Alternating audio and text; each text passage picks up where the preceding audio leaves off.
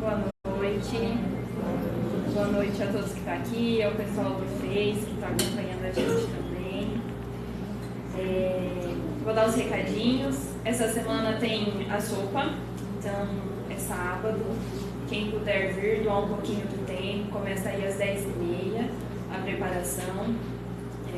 Serão muito bem. Vai ser mais cedo, será 8h30. 8h30. 8h30. Mas o pessoal que vai ficar não tem medo de ficar antes, por causa dos mercados. Só consegue chegar às 10h30.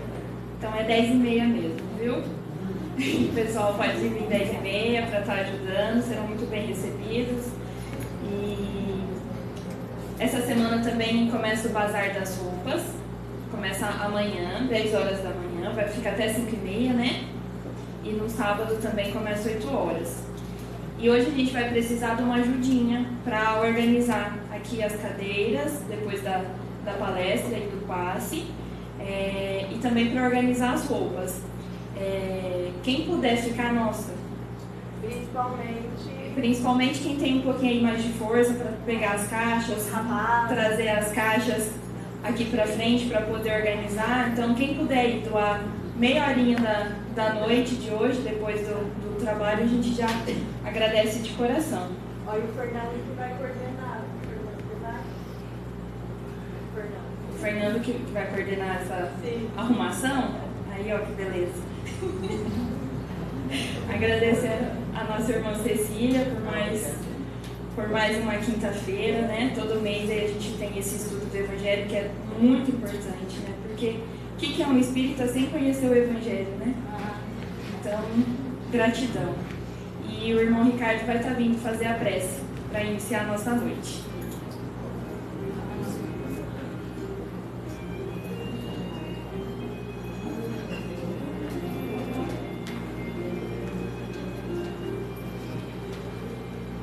Excelência do universo, Deus Todo-Poderoso, agradecemos ao Senhor por esta ocasião tão nobre que o Senhor nos permite, em especial esse dia de vida que o Senhor nos deu. Nós somos gratos e por essa noitinha termos a oportunidade de aprendermos um pouco mais sobre os Evangelhos, segundo o Espiritismo, que possamos absorver essas informações tão vitalizadoras e importantes.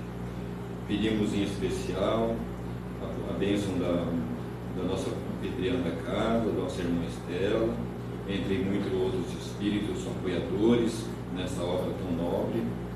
Agradecemos a presença de todos os nossos irmãos, pessoas aqui presentes, nossos idosos, nossas criancinhas.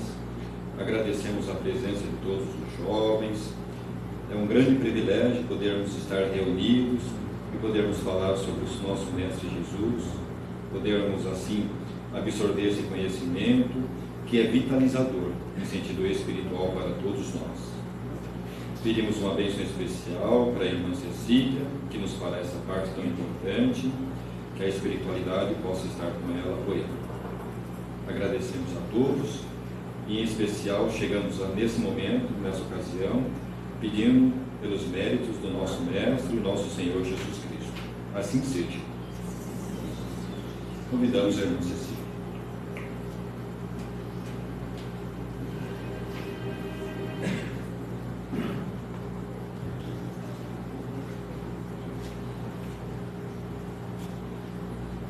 Mais uma vez, então, boa noite a todos. Que Jesus possa nos envolver e fortalecer em nós a nossa vontade de melhoria íntima.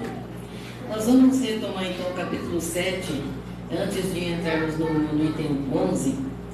O capítulo 7 é bem-aventurados os pobres de espírito. Então a primeira coisa que é preciso que a gente saiba é o que a gente deve entender por pobre de espírito. E os espíritos nos dizem: por pobres de espírito, Jesus não entende os homens desprovidos de inteligência, mas os humildes. Ele disse que o reino dos céus é deles, e não dos orgulhosos. Então, por isso o nome do capítulo, né, bem-aventurados os pobres de espírito.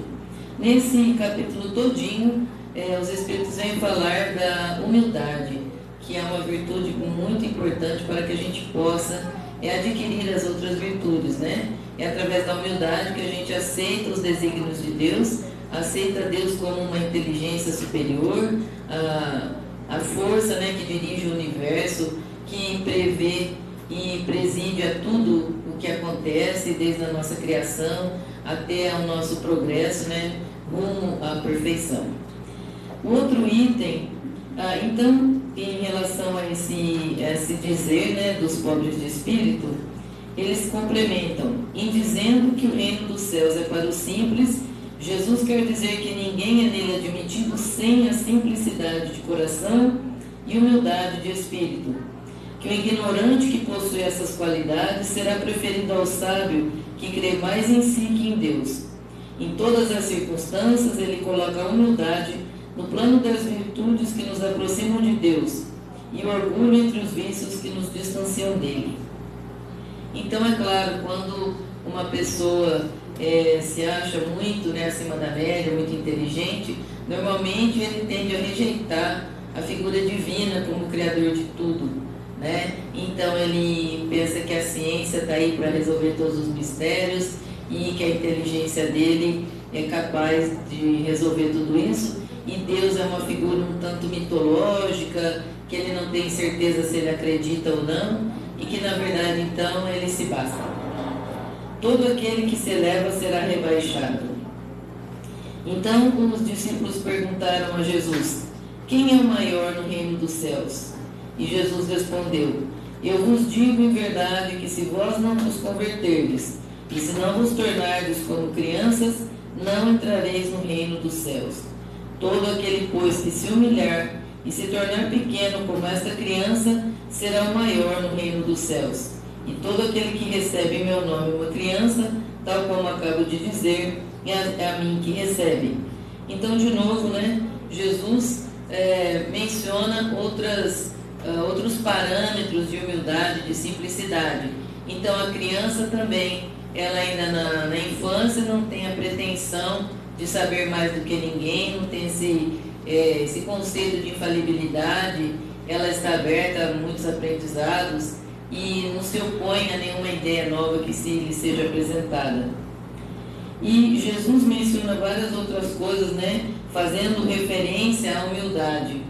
Ele diz que essas máximas são a consequência do princípio de humildade que Jesus não cessa de colocar como condição essencial da felicidade prometida aos eleitos do Senhor, e que formulou por essas palavras: bem-aventurados os pobres de espírito, porque deles é o reino dos céus. Ele toma uma criança como modelo da simplicidade de coração e diz: será o maior no reino dos céus quem se humilhar e se fizer pequeno como uma criança. Quer dizer, quem não tiver nenhuma pretensão de superioridade ou de infalibilidade. O mesmo pensamento fundamental se encontra nesta outra máxima: que aquele que quiser se tornar o maior seja o vosso servidor. E nesta: todo aquele que se rebaixa será elevado, e todo aquele que se eleva será rebaixado. Então, muitas vezes, a gente confunde, né, essa situação de superioridade com a situação de mando aqui na Terra. Então, geralmente, quem está no poder, quem está no comando, são pessoas que têm um título, ou dinheiro, ou alguma coisa que a coloque como se fosse superior aos demais, né? E a gente não admite a ideia de ser rebaixado, né? Onde quer que a gente se encontre, a gente gosta de ser notado, reverenciado, respeitado, e com grande dificuldade, né, a gente aceita uma posição de menos destaque, né? Principalmente no nosso local de trabalho, quando a gente não tem o nosso potencial reconhecido, ou quando a gente é preterido em favor de pessoas que a gente julga ter menos capacidade que a gente.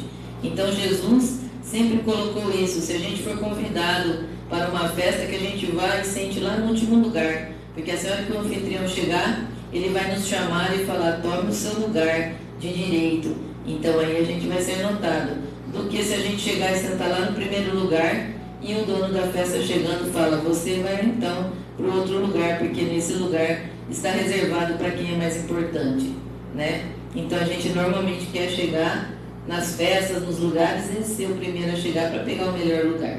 E Jesus está falando então para a gente ter essa consciência de sermos humildes, de sermos simples, porque o nosso reconhecimento vai ser por Deus, Ele que vai reconhecer em nós as nossas virtudes, a nossa humildade. O outro item que ainda faz parte desse capítulo é mistérios ocultos aos sábios e aos prudentes. Então, esses mistérios, que estão relacionados com a fé, com a religiosidade, eles aparentemente não são revelados aos sábios e aos prudentes. Os prudentes também eram pessoas que na antiguidade eram tidas como pessoas muito sábias, muito inteligentes. Ocorre mesmo hoje com as grandes verdades reveladas pelo Espiritismo. Certos incrédulos se espantam de que os espíritos façam tão pouco esforços para convencê-los.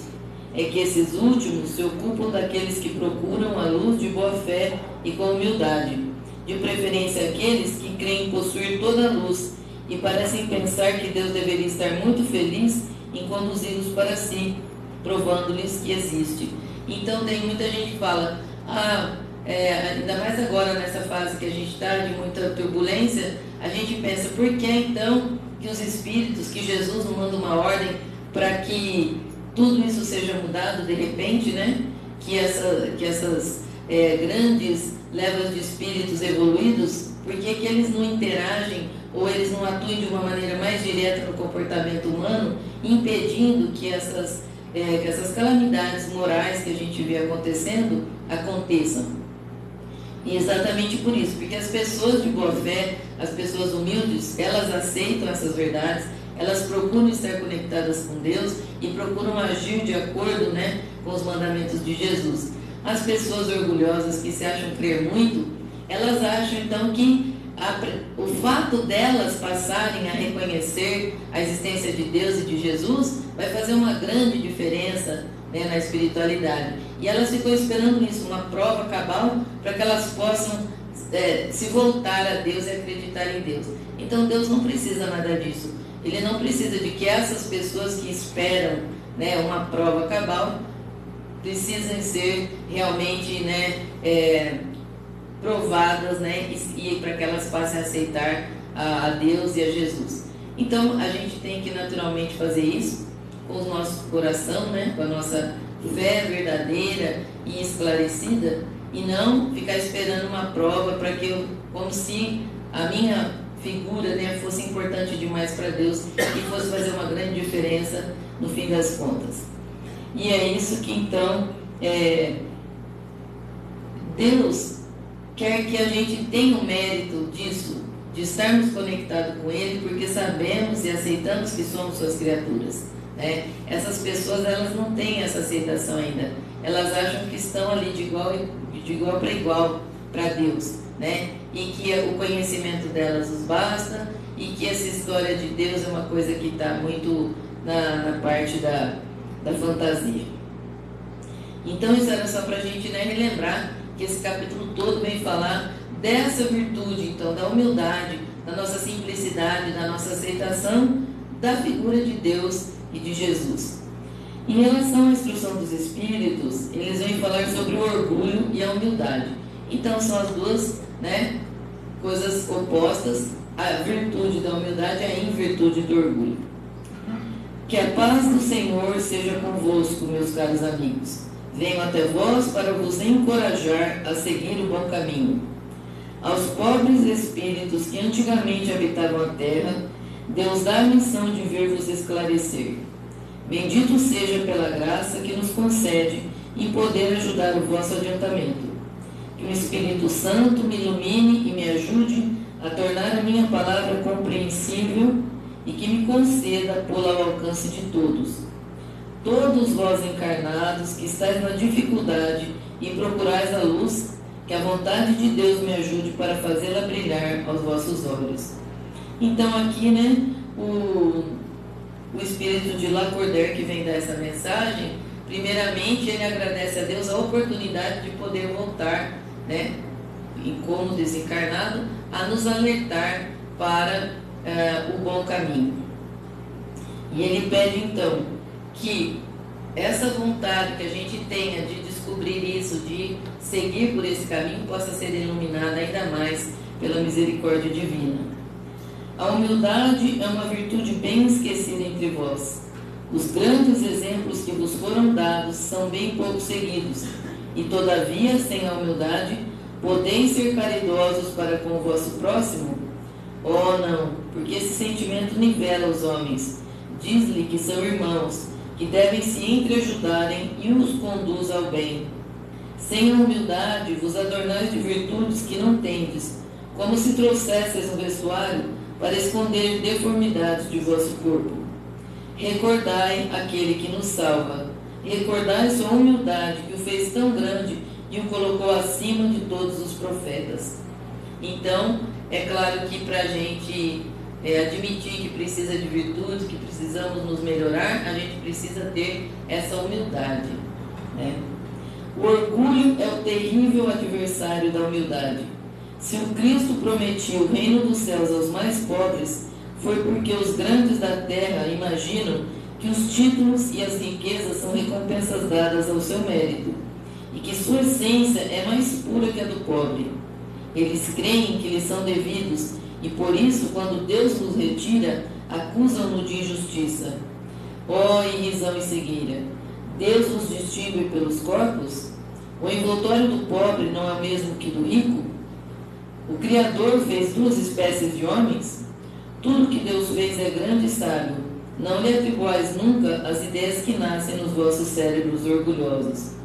Então aqui a gente vê, né, desde sempre isso acontece, que aquelas pessoas que tiveram um nascimento em berço de ouro, que tem um sobrenome, que tem um destaque, que tem alguma coisa, se julgam melhor do que os outros que não têm nada disso.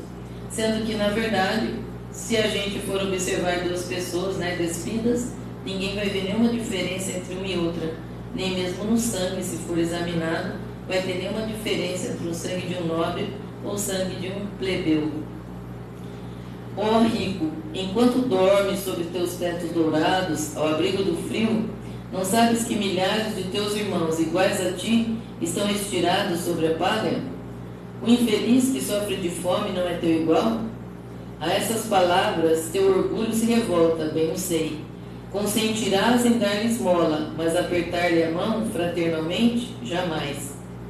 Que, dizes eu, descendente de um sangue nobre, grande da terra, seria igual a esse miserável esfarrapado? Vã utopia de supostos filósofos. Se fôssemos iguais, por que Deus o teria colocado tão baixo e eu tão alto? É verdade que o vosso vestuário não se assemelha em quase nada, mas dele despojados ambos, que diferença haveria entre vós? A nobreza do sangue, dirás, mas a química não encontrou diferença entre o sangue do nobre e do plebeu, entre o do senhor e o do escravo. Quem te diz que tu também não foste miserável e infeliz como ele? Que não pediste esmola, que não a pedirás um dia àquele que desprezas hoje? As riquezas são eternas? Elas não se acabam com esse corpo, envoltório perecível do teu espírito? Oh, volta-te humildemente sobre ti mesmo. Lança, enfim, os olhos sobre a realidade das coisas deste mundo, sobre o que faz a grandeza e a inferioridade no outro. Lembra que a morte não te poupará, mas que é um outro, que os títulos não te preservarão dela, que ela pode te atingir amanhã, hoje, numa hora, e se tu te escondes no teu orgulho, oh, então eu te lastimo, porque serás digno de piedade. Então aqui a gente sabe que por mais que uma pessoa seja grandiosa aqui na Terra, no momento do desencarne, vamos todos estar igualados. Ninguém vai levar nada daqui desse plano, nada de material. Cada um de nós só vai levar aquilo que nós tivermos cultivados nos nossos espíritos, ou seja, as nossas virtudes morais, né? Os nossos valores imperecíveis do espírito, o nosso conhecimento, as nossas experiências. Isso sim a gente leva, e o resto tudo fica. Então, na hora do grande juízo, né, cada um de nós vai apresentar a Deus aquilo que nós tivermos marcado no nosso espírito, e não aquilo que nos diferenciava aqui na terra. Orgulhosos, que éreis antes de serdes nobres e poderosos, talvez estivesseis mais baixo que o último de vossos criados. Curvai, pois, vossas frontes altivas, que Deus pode rebaixar no momento em que mais alto as elevardes.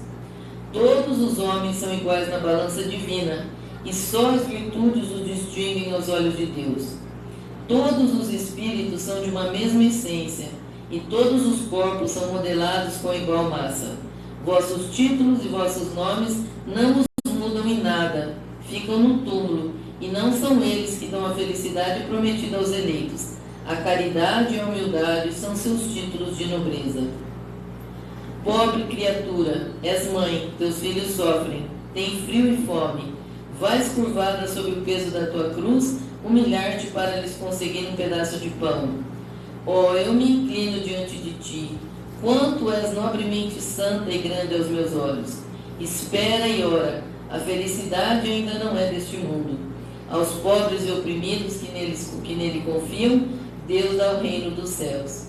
Então aqui ele começa então a falar daqueles espíritos, encarnados que estão em sofrimento, daquelas mães que não têm nada para oferecer aos filhos, que tem que se humilhar para pedir comida, Então muitas vezes a gente pensa que a caridade da cesta básica ou de alguma ajuda para a pessoa pagar um gás ou pagar uma luz, isso não significa nada, mas significa que está, pelo menos para algumas pessoas, elas não precisam sair aí se humilhando, pedindo esmola, quando muitas vezes a gente pensa que a pessoa vai usar mal o dinheiro e não vai fazer o que é preciso.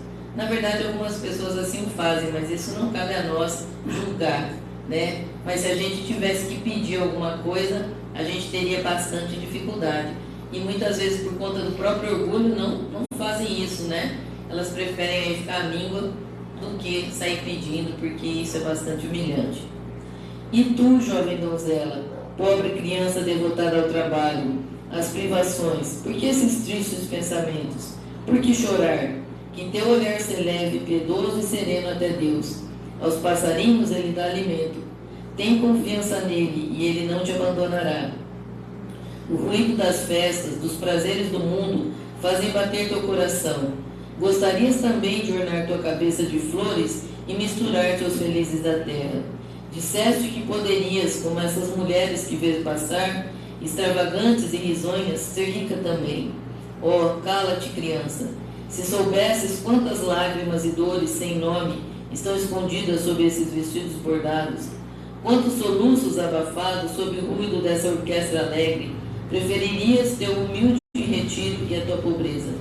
Permanece pura aos olhos de Deus, se não queres que teu anjo guardião volte para ele, rosto escondido sob suas asas brancas, e te deixe com teus remorsos, sem guia, sem sustentáculo, neste mundo onde estarás perdida, aguardando sejas punida no outro. Então aqui, quantos de nós na juventude também não tivemos essas ilusões de vermos as pessoas que, ainda mais agora, que postam situações de alegria, de viagens, de festas, enquanto que a grande maioria de nós, enquanto jovens, já tem que aceitar um trabalho logo cedo, tem que assumir grandes responsabilidades para ajudar em casa, e muitas vezes quando a gente é jovem, principalmente quando a gente é jovem ainda, a gente fica pensando que bem que gostaria que a vida fosse diferente, que você pudesse só curtir a vida, que você pudesse fazer parte dessa camada de felizes, que a gente acha que são pessoas muito felizes. E a gente não sabe muitas vezes que sob todo esse brilho, existem muitas lágrimas, muitas tristezas, muitas coisas horríveis que a gente não sabe nem que acontecem. Então a gente precisa aceitar mesmo a nossa situação, a situação de cada um, e vivenciar com tranquilidade, buscando fazer o nosso melhor para que a gente consiga o mínimo, materialmente falando, para ter uma dignidade, mas que a gente não se impressione com todo esse brilho que vem por aí, porque esse daí é como o ouro de touro, A pessoa só tem um minuto, de uma pretensa felicidade, mas depois tem muito mais tempo de arrependimento. Oh, meu Deus, será preciso que o Cristo venha uma segunda vez sobre essa terra para ensinar aos homens tuas leis que eles esquecem? Deverá ele ainda enxutar os vendilhões do templo que mancham tua casa, que não é senão um lugar de prece? E quem sabe, ó homens, se Deus vos concedesse essa graça, talvez o renegarias como outrora. Vós o chamaríeis blasfemador, porque ele humilharia o orgulho dos fariseus modernos. Talvez o faria se recomeçar o caminho do Gólgota. Então, é claro, né? Imagine só para aquelas pessoas que estão no comando se verem então despojadas daquilo, é claro que elas não aceitariam, né? Mais uma vez. Então, da mesma maneira de quando Jesus esteve entre nós, os orgulhosos daquela época seriam os orgulhosos de hoje que não aceitariam Jesus da mesma maneira. Quando Moisés foi sobre o Monte Sinai receber os mandamentos de Deus, o povo de Israel, entregue a si mesmo, abandonou o verdadeiro Deus. Homens e mulheres deram seu ouro e suas joias para um ídolo que adorassem. Homens civilizados, fazeis como eles. O Cristo vos deixou sua doutrina, vos deu exemplos de todas as virtudes, e o abandonastes exemplos e preceitos. Cada um de vós, com as suas paixões, fizestes um Deus ao vosso gosto, segundo uns terrível e sanguinário, segundo outros descuidado dos interesses do mundo. O Deus que fizeste ainda o bezerro de ouro, que cada um apropria aos seus gostos e às suas ideias. Despertai, meus irmãos, meus amigos, que a voz dos Espíritos atinja os vossos corações. Sede generosos e caridosos sem ostentação, quer dizer, fazei o bem com humildade, que cada um destrua pouco a pouco os altares erguidos ao orgulho. Numa palavra, sede verdadeiros cristãos, e tereis o reino da verdade. Não duvideis mais da bondade de Deus quando dela vos dá tantas provas. Viemos preparar os caminhos para os cumprimentos das profecias.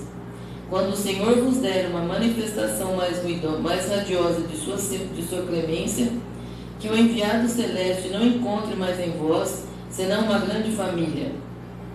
Que vossos corações brandos e humildes sejam dignos de ouvirem a palavra divina que ele virá vos trazer.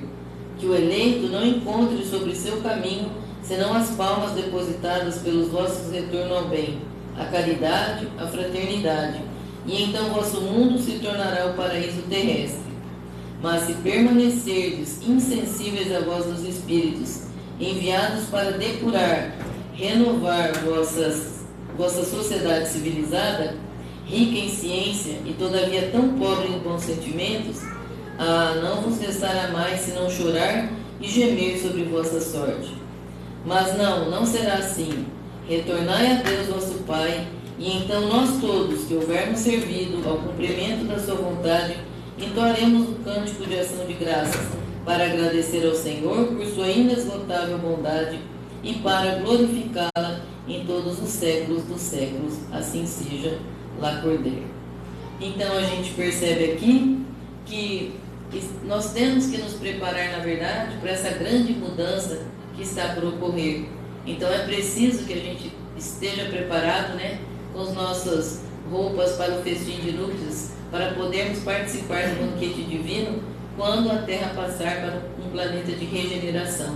Então a gente precisa ter pelo menos a humildade, né, para sermos aceitos num lugar onde os espíritos que ali estiverem encarnados deverão se ajudarem, deverão um olhar pelo outro, o mais forte ajudar o mais fraco, e não as pessoas se explorarem, né, aqueles que têm uma condição de poder, entre aspas, ao invés de ajudar aqueles que não têm, vão só diminuindo essas pessoas, explorando essas pessoas, fazendo essas pessoas se sentirem cada vez menos dignas.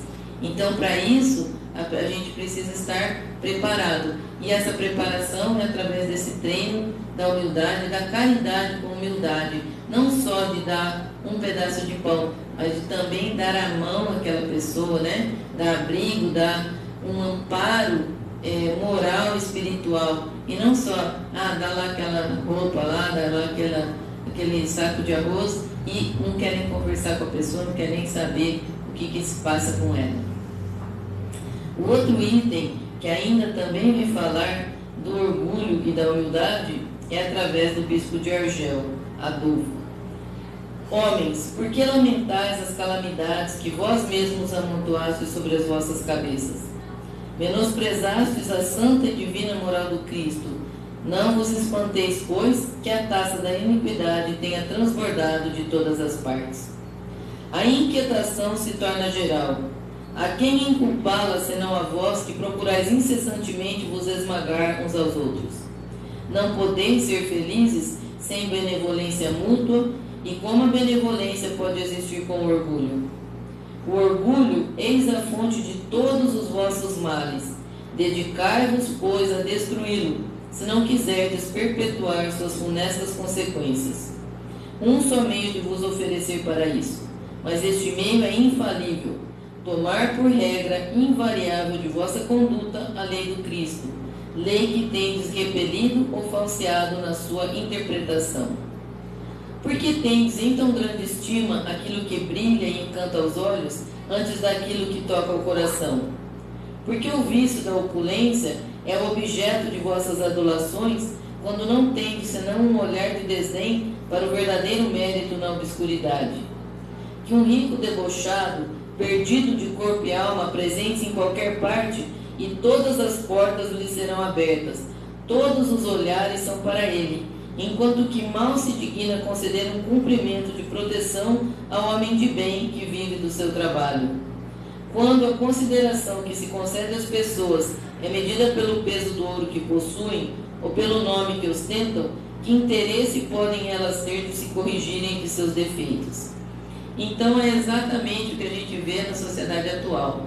É exatamente isso que acontece. As pessoas se esmagando e as pessoas que apresentam lá algum poder, principalmente financeiro, monetário, ou alguma coisa que as coloque como um superior, todo o resto das pessoas tende a admirar. A gente fica obcecado seguindo as pessoas famosas, as celebridades, para ver o que essas pessoas estão fazendo, o que elas gostam, as coisas pelas quais elas se interessam. E quando que na verdade as pessoas que estão ao nosso lado, a gente mal se digna a conversar. A gente não sabe nada do que aquela pessoa gosta, do que ela precisa. A gente não consegue mais olhar para uma pessoa e perceber se ela está triste, se ela está precisando de um amparo, de alguma coisa, porque a gente está tão perdido, querendo ver esse brilho, Então a gente fica se projetando nessas pessoas que aparentemente são super felizes, elas têm tudo que elas querem, tudo que elas precisam, e a gente mal consegue aquilo que a gente luta. Ocorreria diversamente se o vício dourado fosse fustigado pela opinião pública como vício em andrajos, mas o orgulho é indulgente para com tudo que o lisonjeia. Século de cupidez e de dinheiro, dizeis. Sem dúvida, mas por que deixastes as necessidades materiais se sobressaírem sobre o bom senso e a razão? Por que cada um quer se elevar acima do seu irmão? Hoje a sociedade sofre disso as consequências. E é exatamente isso que a gente está sentindo aí, as pessoas totalmente perdidas, buscando coisas que elas mesmas nem sabem o que é. Ninguém valoriza nenhuma atitude mais ética, nenhum valor moral, ninguém mais fala em nada disso. A destruição da família, dos valores, da religiosidade, da crença em Deus, Não esqueçais que um tal estado de coisas é sempre um sinal de decadência moral. Quando o orgulho atinge os últimos limites, é indício de uma queda próxima, porque Deus pune sempre os soberbos. Se os deixa algumas vezes subir, é para lhes dar tempo de refletirem e de se emendarem sob os golpes de que, de tempo em tempo, ele dá em seu orgulho para diverti-los. Mas ao invés de se humilharem, revoltam-se. Então, quando a medida está cheia, ele os abate inteiramente, e a sua queda é tanto mais terrível quanto tenham subido mais alto. Pobre raça humana, cujo egoísmo corrompeu todos os caminhos, retoma a coragem, entretanto, em sua misericórdia infinita. Deus te envia um poderoso remédio para teus males, um socorro inesperado na tua aflição. Abre os olhos à luz. Eis as almas daqueles que não estão mais na terra que vêm te chamar aos teus verdadeiros deveres. Elas te dirão com a autoridade da experiência quanto as vaidades e as grandezas de tua passageira existência são pouca coisa perto da eternidade. Elas te dirão que lá é o maior quem foi o mais humilde entre os pequenos deste mundo, que aquele que mais amou seus irmãos é também aquele que será mais amado no céu, que os poderosos da terra, se abusaram da sua autoridade, serão reduzidos a obedecer aos seus servidores, que a caridade e a humildade, enfim, essas duas irmãs que se dão as mãos são os títulos mais eficazes para se obter graça diante do Eterno. Então, nesse momento, né, tão crucial que estamos, a gente precisa realmente acreditar nisso, que as nossas vidas não se resumem a essa única existência aqui na Terra, que nós precisamos acreditar sim, que vai estar reservado para nós um lugar de paz, de tranquilidade, se tivermos seguido os passos de Jesus, os seus mandamentos, se tivermos buscado alcançar a humildade, todas as virtudes, enfim, que nos colocam mais próximos, né, da perfeição, da presença de Jesus e da espiritualidade superior. E acho que dá tempo de encerrarmos esse capítulo, porque só falta mais uma partezinha, que é a missão do homem inteligente na terra. Não vos orgulheis do que sabeis, porque esse saber tem limites bem estreitos no mundo em que habitais. Mas suponho que sejais uma dessas sumidades inteligentes desse globo, e não tendes nenhum direito para disso vos envaidecerdes. Se Deus em seus desígnios vos fez nascer no meio onde puseste desenvolver a vossa inteligência, é que Ele quer que dela useis para o bem de todos, porque é uma missão que vos dá, colocando em vossas mãos um instrumento com a ajuda do qual podeis desenvolver a vosso turno as inteligências retardatárias e conduzi-las a Deus. A natureza do instrumento não indica o uso que dele se deve fazer? A enxada que o jardineiro coloca entre as mãos de seu operário não lhe mostra que ele deve cavar? E que diríeis se esse operário, ao invés de trabalhar, levantasse a enxada para com ela atingir seu patrão? Diríeis que é horrível, que ele merece ser expulso. Pois bem, não ocorre o mesmo com aquele que se serve de sua inteligência para destruir a ideia de Deus e da providência entre seus irmãos? Não ergue contra seu senhor a enxada que lhe foi dada para roçar o terreno? Tem ele o direito ao salário prometido e não merece, ao contrário, ser expulso do jardim? E o será, não duvideis disso, e arrastará existências miseráveis e cheias de humilhações, até que se curve diante daquele a quem tudo deve. Então a gente percebe que até então o que vinha sendo colocado, né, que pode inflar o nosso orgulho, geralmente são o berço, né, o nosso sobrenome, a família de onde a gente vem, o ouro que a gente possa ter, a fortuna, mas aqui ele coloca também a inteligência. Normalmente as pessoas muito inteligentes gostam de se gabar, né, que são como se fosse a parte do resto, né, das pessoas, porque tem então essa capacidade, né, de pensar sobre as coisas, de encontrar respostas, de filosofar. E aqui ele faz uma comparação muito interessante em relação àquilo que a gente recebe como sendo um instrumento do qual a gente vai se valer. E se um jardineiro oferece ao seu operário uma enxada, então ele está dando ao operário um instrumento para que ele, né, ajude a lavrar a terra, ou a plantar, ou cultivar. Se esse operário se volta contra o seu patrão e usa a ferramenta que lhe foi dada para atingir o seu patrão, a gente vai achar isso horrível, né? Qualquer pessoa que fizer uso de uma ferramenta para se voltar contra aquele que está lhe doando essa ferramenta, ou emprestando para que ele também possa crescer, a gente acha isso abominável. As pessoas inteligentes fazem a mesma coisa. Elas usam a inteligência para destruir a ideia de Deus, para fazer com que a grande maioria das pessoas não acreditem em Deus e na providência, como se isso fosse uma quimera, como se fosse uma coisa inexistente. E eles conseguem, o que é pior é que essas pessoas conseguem tirar da mente das pessoas essa ideia da necessidade de acreditarmos em Deus. Então é como se isso fosse uma fraqueza. Uma pessoa que acredita em Deus é porque ela é inferior, ela é carente, ela precisa se apegar a alguma coisa que a gente não consegue entender, que a gente não consegue provar. E essas pessoas são bem ardilosas, elas conseguem bem usar essa ferramenta que lhes foi dada por Deus para ajudar as outras inteligências menos favorecidas a entenderem toda essa maravilha da criação, né? A inteligência é rica de méritos para o futuro, mas com a condição de ser bem empregada. Se todos os homens dotados se servissem dela segundo os desígnios de Deus, a tarefa dos espíritos seria fácil para fazer a humanidade avançar. Infelizmente, muitos fazem dela um instrumento de orgulho e de perdição para si mesmos. O homem abusa da inteligência como de todas as outras faculdades, e entretanto não lhe faltam lições para diverti-lo de que uma poderosa mão pode lhe retirar aquilo que ela mesma lhe deu. Então essa daqui foi do Espírito Ferdinando, o Espírito Protetor. Então a gente percebe, né, que cada um de nós aqui na Terra tem a sua missão particular, tem as suas tarefas a desempenhar para alcançar uma posição de melhoria espiritual. Então, Deus não nos pede nada de grandioso. Ele só espera que cada um de nós, onde quer que ele se encontre, entenda que ali está a melhor situação para ele melhorar. O fato de hoje estarmos pobres ou ricos pode mudar. Da mesma maneira que uma pessoa consegue uma fortuna de uma hora para outra, ele pode perder uma fortuna de uma hora para outra. Da mesma maneira que nós, ao mesmo tempo que temos saúde, podemos perder essa saúde, que temos inteligência, podemos perder a inteligência. Para Deus, nada é impossível.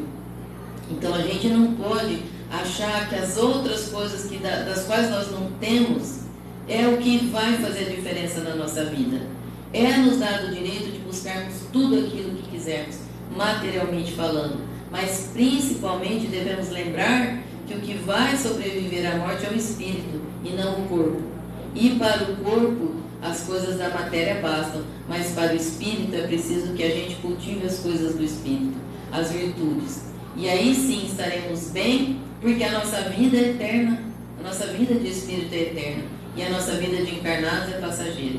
Isso é como se fosse um segundo na eternidade. Então que a gente possa estar sempre cientes disso, se lembrando que Deus dá a cada um de nós aquilo que a gente precisa para passar pelas dificuldades que nos são devidas, devido ao nosso comportamento em outras vidas, devido às nossas necessidades, cada um com as suas, né? De melhoria, de engrandecimento da obra de Deus. Então que a gente possa sempre se fortalecer nesse entendimento com Jesus, acreditando que a sua misericórdia não nos desampara, não desampara nenhum de nós, nem ao espírito mais perverso que a gente possa imaginar. Ele também tem o seu anjo da guarda, ele também tem alguém que zela por ele e que a ele também é dado todas as oportunidades para que ele alcance a sua perfeição moral e espiritual. Então que a gente possa estar sempre focado na misericórdia de Jesus e que isso possa nos fortalecer para seguirmos os seus passos, apesar, né, de termos essa porta estreita aí, mas é o que vai nos levar ao reino de paz e tranquilidade. Podemos então fazer a prece?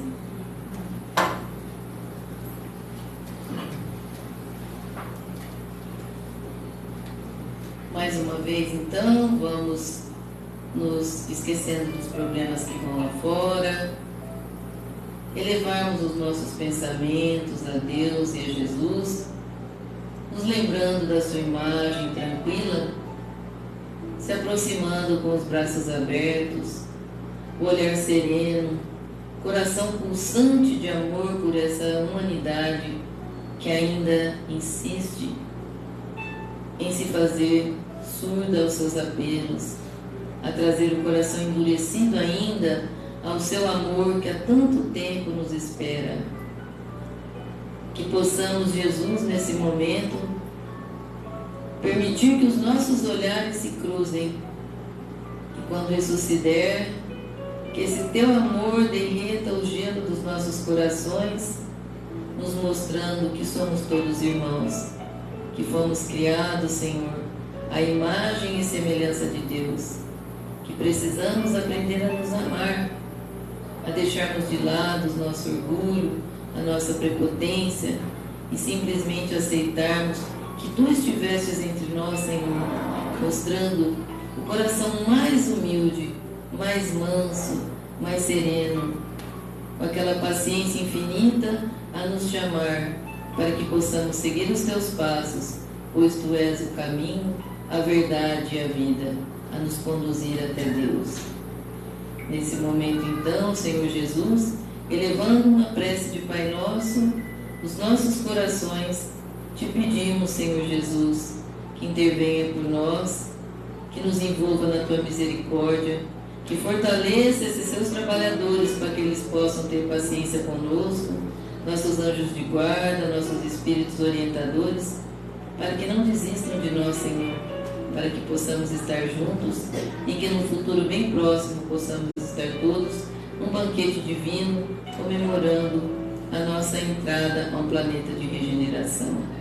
Abençoe, Senhor Jesus, os espíritos responsáveis por essa casa de oração, fortalecendo-os e os amparando-os igualmente, bem como a todos os desencarnados que aqui vieram, nos acompanhando, os encarnados e todos aqueles que vieram aqui buscar o pão do Teu Evangelho para saciarem a sua fome de justiça, de auxílio aos seus corações aflitos. Pai nosso que estais nos céus, santificado seja o vosso nome. Venha a nós o vosso reino, seja feita, Senhor, a sua vontade, assim na terra como no céu. O pão nosso de cada dia dai-nos hoje. Perdoai as nossas dívidas, assim como nós perdoamos os nossos devedores. Não nos deixeis cair em tentação, mas livrai-nos e guardai-nos de todo o mal, que assim seja.